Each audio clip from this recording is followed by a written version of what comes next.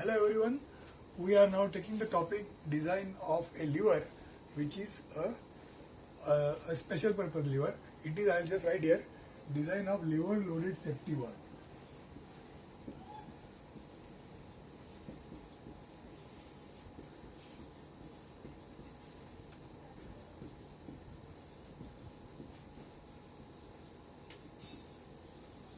Design of a lever loaded safety valve.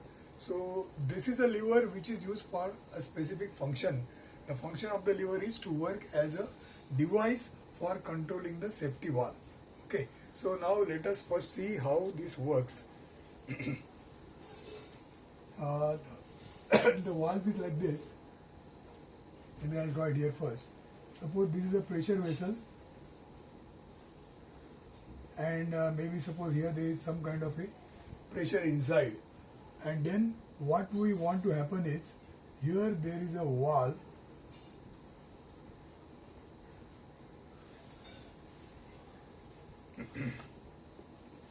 like this. Maybe we'll draw it slightly different.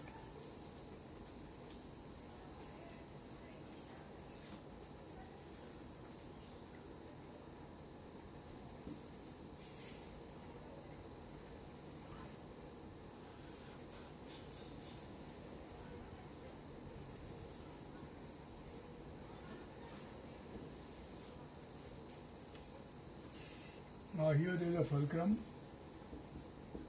and here there are weights. So now what is happening is, here is the pinpoint. Now inside there is a pressure P, and because of this pressure, this valve can open. Now this is something like a pressure cooker system, same like that. So here there is a pressure inside, and what we want to happen is, as soon as the pressure exceeds certain value, that time you want the valve to open and the excess pressure will be released. But before that, the valve should remain closed, and for that we are applying some force here. So that is exerted on this, and the valve is kept closed. So how much force you require so that the valve will remain closed, that is all to be given to you. And for this capacity, we are going to design a lever where certain forces are acting at these three places, like what we require. So while designing any lever, what we require, last time we have seen, what we require is forces acting on the lever. From that we can find out the moments that are acting on the lever, and then you will be able to design the cross section of the lever. That is how the whole exercise is. So I have just shown you a simple sketch of a lever, how it is. So this lever is called as a lever loaded safety valve. So there is a safety valve which is lever loaded, and there are weights applied here. That weight is causing the valve to close here, and because the valve is closed, that's why the pressure is maintained. If the pressure exceeds, the valve gets open. Okay, so this is just a scheme of how the work is. And now we are going to see how the problem is given. So in the problem, you are given a valve, you are given a fulcrum point like this. At this point there is a valve, and at this point there are weights.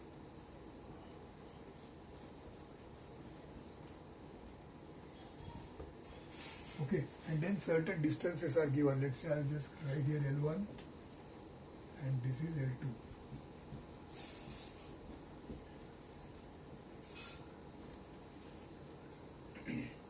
So the data could be like this. You are given stresses as usual, FT design is given, then distance L1, L2 is given, and then V is equal to 4T. That is a cross section of a rectangular lever that is given. Then maybe the pressure is given, how much is the pressure that is there inside, and what is going to be the valve diameter. So diameter D, this is diameter D of the valve is given. And then you have to find, this is not given, in fact V is equal to 40, of course it is given, but the value you have to find out, T is how much and V is how much, that is you have to find out. So this is the exercise, design a lever loaded safety valve. This is the function. Here we have drawn just the lever and some of the things that are given, and the other things you have to find out, especially the cross section you have to find out. So how do we begin? Last time we have already done something similar, This time we are doing something where the application is specific application, and we are going to do something more in details here because there are some pin joints, etc. So let's see how do we do here. So we start like this. We say that pressure to be resisted is given, and this pressure is equal to what? This pressure divided by pressure is equal to force upon area. So whatever force is there applied, whatever force is applied by the system, that force divided by the cross sectional area, which is given by pi d square by 4.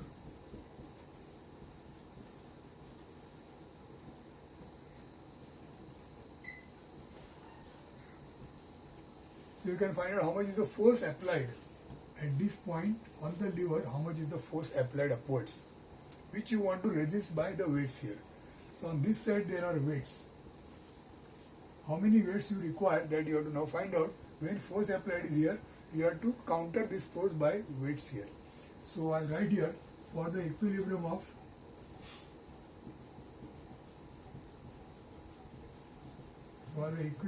lever, you can say that F into L1, like this, is counterbalanced by W into L2. So from this you find out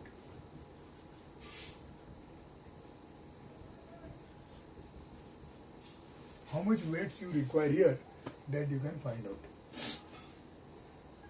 So on the lever there is F acting like this, you know how much it is. There is W acting like this, which also you know how much it is. And now you are going to find out the reaction at the support R. To find the reaction at the support,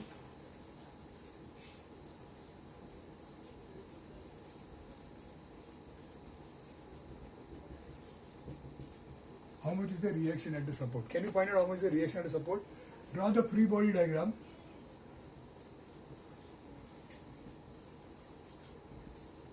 The free body diagram of the lever will come like this. At this place it is W, at this place it is F, and here there is R. So as per observation you can say R has to be downwards, because these two downward forces are balanced by one upward force. If this is upwards, both will be upwards, one is down, so it will rotate, which is not possible. It will not be in equilibrium, so this has to be down. So now you can say that F is equal to R plus W. So since these two are known, you can find out how much is the R, how much is the reaction at the support. So as we have discussed earlier, we know all the three forces that are acting on the lever. So at this stage we know all the three forces that are acting on the lever, and now we'll be in a position to go further and find out how much is the cross section you require here. Suppose I take a section here, then the section I am drawing is larger.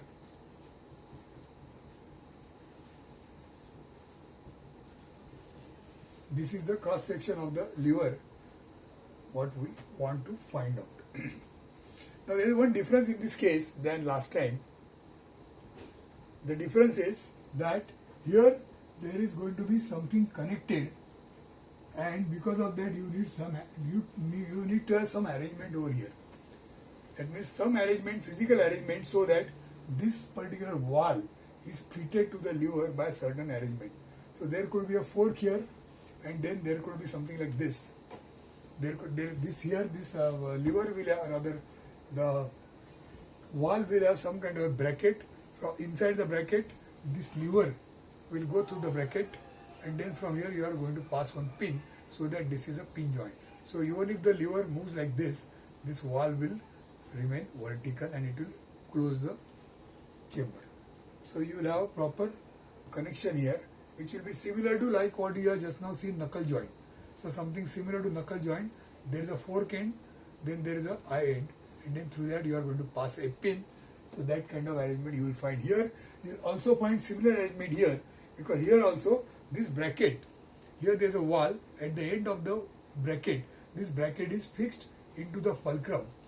This is a fulcrum point, so at the fulcrum point it should be able to move like this. So again there should be a similar bracket and a pin joint. So all these things are there, and we are going to solve this problem as a system design. I'll just write here So this is going to be our practical number 3 as well. Third practical, this is what we are going to design for this data. I'll give you the data in a more specific way. In fact, most of the things are there, but I'll give you what is L1, L2, etc. And then this becomes a proper exercise. When you will solve, you are going to solve it not just a lever, but you are going to solve this problem by designing the whole system, meaning you are going to design even the wall, just simple way, then the bracket here, the pins, the weights, everything you are going to design. And how do we do it? That is what we are going to learn here. Okay, so we have come up to here. Our job is to design the cross section of the lever first. But before we do that, let us first try to find out what is going to be the diameter of the pin at the fulcrum.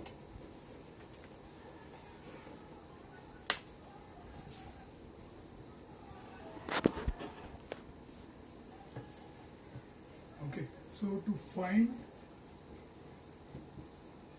diameter of the pin at wall. So at the wall end, what is the diameter of the pin?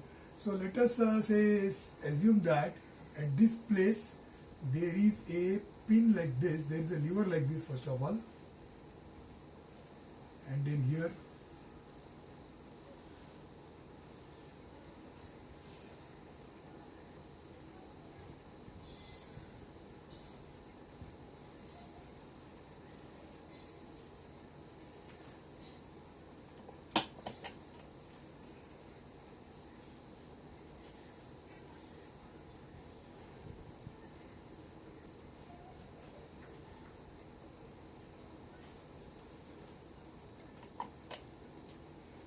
so what we do here is, this is a lever, then outside there is a bracket, and we are putting one pin there like this, and this is a pin whose diameter is dp. So diameter of pin is dp, and you want to first find out dp because this cross section of the lever which you want to find out, it is going to be cut with a hole. So you should know the size of the hole before you go to the cross section b by t. So that is what we are trying to find out. So now if this is the case, you want to design this pin. How you will design the pin? Now see here, this appears to be a something different. We are trying to design a pin, but the thing is whether this pin is similar to what we have already done earlier. That is the question. Have you done this before, or it is same as what we have seen?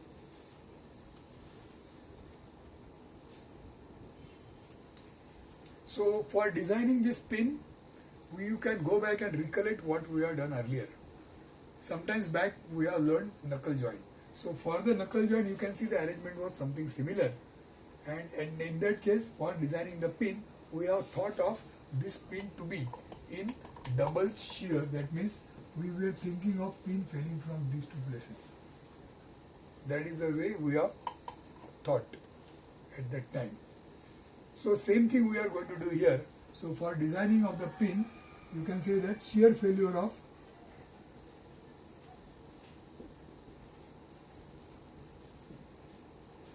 considering the shear failure of pin, what you will say is F shear design is equal to load upon area. What is the load acting here? Load acting here is F, which we have already found out. And what is the area? Pi dp square by 4. Diameter of pin is dp. So that is the cross sectional area. And this area is taken twice because it is in double shear. At two places, these two areas are resisting together. So this becomes the design equation. And from this everything else is known. You can find dp is equal to how much. So you can get the size of the pin, what you require here. Now having known the size of the pin, now you can go further ahead and find out the cross section of the lever. So now the next thing is to find cross section of the lever. That means B by T. Now you have to find out B by T cross section. Now for this, you will see that the lever is like this, and at certain places certain loads are applied. We have seen this earlier. These are the various forces that are acting on the lever. Okay, certain distances are also there. This is L1, this distance is L2 minus L1. L2 minus L1. So the distances and forces, everything is there. You are now going to design this cross section.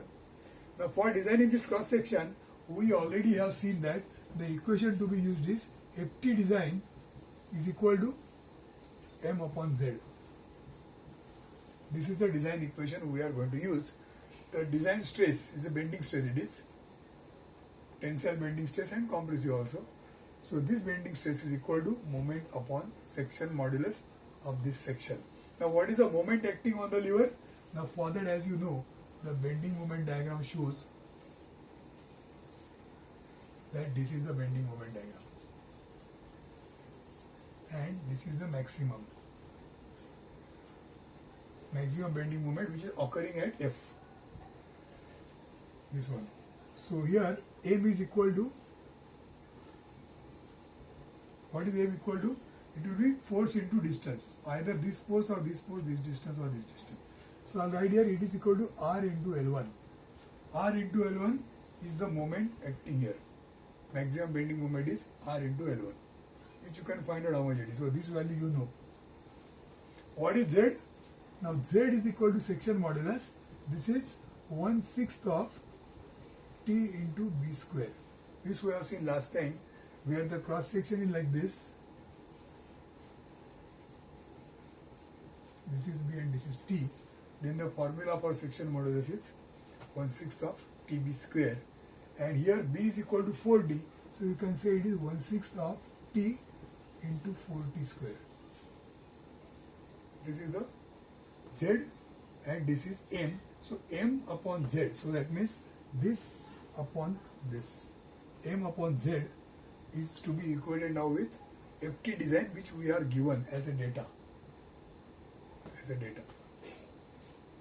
So now if you solve this further, we will be able to find out T.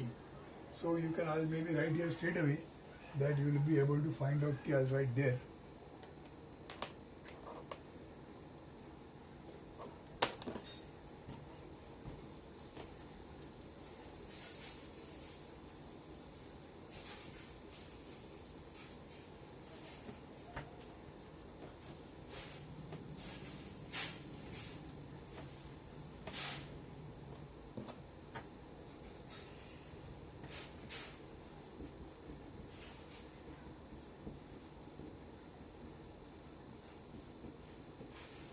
So by solving this, you will be able to find out the thickness and the breadth B. So T and B you have found out. This cross section as such you have found out. Now what it means is, this lever is going to be of this cross section. The entire lever is going to be of this cross section T by B. So I'll draw it, say like this.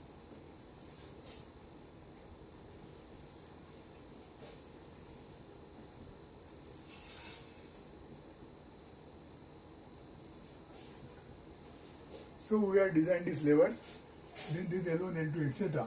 So maybe at this place there is one hole, at this place there is one more hole. Okay, one hole for fulcrum pin, and this hole is where you are going to fit the wall. This wall and pin, everything you are fitting here, and this is going to be your diameter dp, what you have found out earlier. So now what has happened is, we have designed a cross section alright, but this cross section we have designed assuming that there is no hole. That means if the hole is not there, that means here, everywhere else there is no hole. So at this place you can continue with B and D. But where there is a hole, exactly at this point there is a hole, exactly at the point where the bending moment is maximum.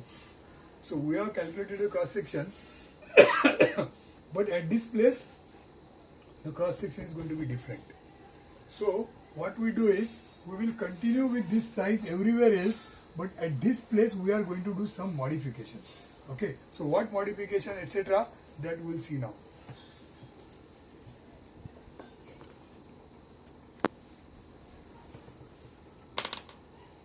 So to modify the lever section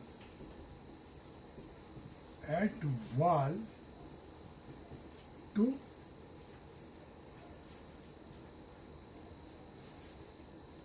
consider pinhole.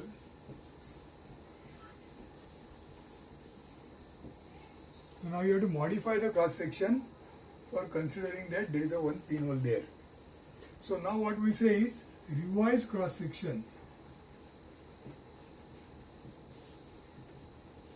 Now this revised cross section, let me draw first. Okay, at this place there is a hole of diameter dp, and then that means now what is required is you need to have some size here. So this size is t, and this I am calling it as b1. b1. So this height is going to be something different than what we had done earlier. So we have already found out t by b, but that t by b is everywhere else. At here, this height is not going to be b, it is going to be b1, something else. This height here is going to be b1, which is different from b because there is a hole here. So what is that b1? That is to be found out. Okay. So this is the cross section at this place. Out of that dp we already know how much it is, and other things we are now going to find out. Out of that t and b, t is already found out. So we already decided what is going to be the thickness of the lever. So t is also known. So only b1 is to be worked out. You have to work out b1. So now what we do, again same thing. We are going to write the design equation. Ft design is equal to m upon z is equal to m. Now m was r into L1. R into L1. And z. Now z we have to work out what is the z for this cross section. For this revised cross section, what is z? Now for that what we do is, we know the standard formula for z, it is 1/6, I'll write here. For z the formula is 1/6 of tb square. This is the standard formula, where t is this and b is this, neutral axis is here. So the dimension which is along the neutral axis is taken once, t, and the dimension perpendicular to the neutral axis is to be squared.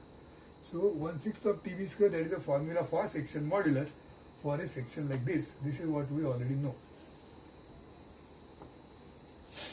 Now that we are going to use here. So what we do here is 1/6 of, this is full, I'll write here t into b1 square,